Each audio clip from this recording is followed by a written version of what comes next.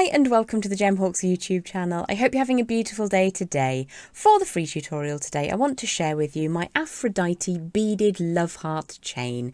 Now, I originally demonstrated this nearly 11 years ago on TV, and I've adapted it now to be super easy and super quick to make. Let's head down to the board, we'll take a closer look, and then I'll take you through how to create each link and how to put them together. So this is the Aphrodite Beaded Love Heart chain, very simple to make. Each link is approximately 1 inch and a smidge, so it's relatively easy to work out how many pieces of wire you will need to create a specific length of chain. I've allowed around about 1 1/8 of an inch to be the length of each link, and that comes from a 6-inch length of wire. Now, the wire that I'm working with today is 1mm or 18 gauge wire, and this is a 6-inch length. If you want to make significantly larger hearts, you'll need a little more wire, but this is 1mm, 18 gauge and a 6-inch length. So let's make that nice and warm and smooth all the way through the centre. The tools I'm going to be working with today are chain nose pliers, my bent chain nose pliers, good quality flush cutters, and my memory wire finishing pliers. I'm also going to be using a round wooden mandrel. This one is relatively slim. It's, let's have a look there. 6.3mm, it's tiny, it's really wee. It's about the breadth of an eyeliner pen, something along those lines if you use eyeliner. Let's just pop that out of the way so I don't knock it over. So I'm going to begin in the middle of the heart up at the top, and I'm going to use the 2mm pin on my memory wire finishing pliers. So I'm going to take it just slightly to one side of the centre, just about 1/4 of an inch away from the middle, and I'm just going to fold those two ends over so that they cross. If we take a look at it, we've got one that's slightly shorter, and the shorter one needs to be over on the right hand side of your project. So let's just pop that back in for a second and tighten that loop up slightly. And again, I'm using the 2mm pin on my memory wire finishing pliers. You could use round nose or bail makers.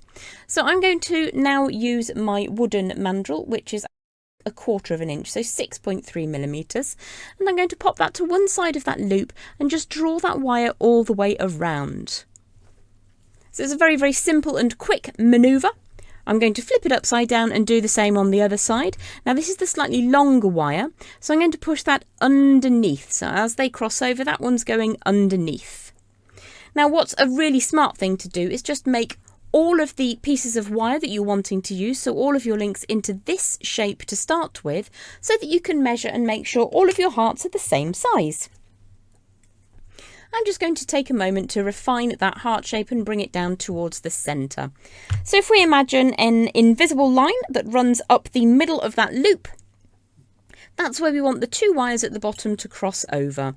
And now your slightly shorter wire is over on the left and the slightly longer wire is over on the right. So if I pop my chain nose pliers underneath and pull the slightly longer wire down so that that moves through that imaginary straight line, then I'm going to pop the pliers in the opposite direction on the slightly shorter wire and push that over.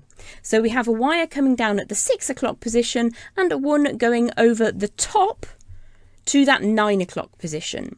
What I'm going to do next is to grip across the angle change just here down at the 6 o'clock position on that clock. I'm going to grip directly across the angle change. If I show you that from above, you can see where my pliers are holding, and I'm just going to push that wire all the way round the back. Give it a tiny squidge and then bring that wire over the front of the design. At this point, you can give it a very delicate little press to keep that heart shape nice and hearty. So this again is a point at which you could get all of your heart shapes in a row so that you know that they're all going to be the same size and shape. I'm just going to give that a bit of a nudge. We're going to introduce a bead now. The bead that I'm using is a round 4mm silver plated bead. I just like how it looks with the antique bronze wire. You can use whichever ones you want, as long as they've got a bare minimum of a 1mm aperture in the middle there. I'm just going to add some warmth to the short tail of wire that's coming out at that 9 o'clock position, draw it around underneath the straight down wire, that 6 o'clock position wire, and just get that to snuggle around the bead. This is going to be my upside and that's going to be my downside. So the little halo of wire is always going to be on the left of my hearts. I'm going to hold that in position and draw that tail all the way around once and bring it to the back, the underside of the design. I'm just going to trim the wire away on the very back of that straight line wire, the 6 o'clock wire that's going down. So look twice before you cut, and this again is on the back of the design. Once you've trimmed that away, it needs to be basically centralised on the back of the design, and you just need to ensure that it's sitting down flat on the straight down 6 o'clock wire. The next thing we're going to do is to just make sure everything's nice and tight and taut. So I'm just going to bring those two plier tips together to make sure that my wraps are neat and tidy. I'm then going to grip across that little 6 o'clock wire, and I'm going to go for the very bare amount of wire that I possibly can, just in the end of those pliers, and draw that tail of wire upwards at 90 degrees. I'm going to use my memory wire finishing pliers again, but this time the 4mm side, and I'm going to create a loop down at the bottom. So if I start bringing that around, so you can see I've made the first part of that rounded loop, and what we need to do now is to ensure that this tail goes underneath the beaded chain section as we're looking at it, underneath the link. So you've got that wire halo to the left of the bead, flip that over through 90 degrees, pop your round form in and bring that tail underneath. You can just straighten that up if you need to. If I remove the pin now, what we need to do is strengthen that loop. So let's give that a squish. Once that's nice and strong, we're going to open it as if it is a jump ring. So let's just grip half of that loop and open it up, and you can see that we've now got a nice access point. So let's bring in an existing length of chain to which we are going to add. What we need to do is to make sure that our existing chain is the correct face up, with the halos on the left of the beads, and that our new link is the wrong way up. So the halo is over here on the right of that bead. And then what we're going to do is to just flip this sideways, bring the tail through that loop at the top of the heart, and it will just sort of slip into position. You can close that loop up. If I pop that down on the board, you will see that magically the halo is now on the left of the bead. So getting this to tie up when you've got another piece of chain is a good reason for using a large loop in this chain design. So a second set of chain nose pliers is helpful.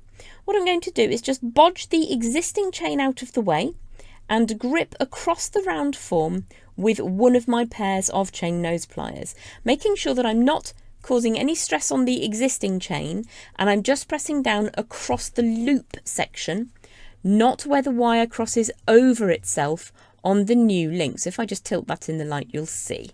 So let's give that a really good solid hold, and then we'll use my other chain nose pliers to draw the tail of wire around. Now this is always really fun to try and show on camera, but it's really easy to do a little bit closer to your face. So just bring that tail around the core wire, and we'll go for one wrap. Get that nice and neat and taut and tidy. You can 9 times out of 10 do this by hand, and then bring that round for a second wrap, at which point I'm going to release my grip with that second set of pliers, take a look at the correct side of the chain. I'm just going to tauten up those wraps, and you'll see that we've got 3 visible wraps between the bead and the link. So let's have a look at the rear side now. We've got this little tiny stubby bit of wire just sticking out. So if you very cautiously, making sure that we're not cutting anything we ought not be cutting. The only reason I put my finger over the end is to stop the wire flying. Now I've got 2 truncated pieces of wire right next to each other. And if you just take a second, you can get those to sit down really neatly to make an invisible join. So let's pop this down on the board. It really doesn't take long. Let's just grab a ruler and we'll see what sort of length each chain link is. So it's just under 1.25 inches each chain link. So you can work out how many times you need to repeat that little beaded heart shape for the Aphrodite Beaded Love Heart chain. All I will do when I have the prerequisite number of links together is to add in a ready-made J hook. So there's a video just here on my channel if you want to see how to make S clasps and J clasps. You can make one of these for yourself. And all I did was to make the wrapped loop join into the top heart of my chain. And then this moves around and links through the lowest section of the love heart chain. So let's just undo that and pop it down on the board. So that is your Aphrodite beaded love heart chain, made in minutes with very limited supplies. As I mentioned earlier, I made this almost 11 years ago on TV now, and they started out as earrings, but I've adapted it today to make it into a really cute, easy wearing bracelet. Thanks so much for watching the Gemhawks YouTube channel. I hope you're having a beautiful day, and I hope that you will return time and time again for more wire inspiration. Don't forget to like, subscribe, share the videos and drop me a hype. Take care. Bye bye.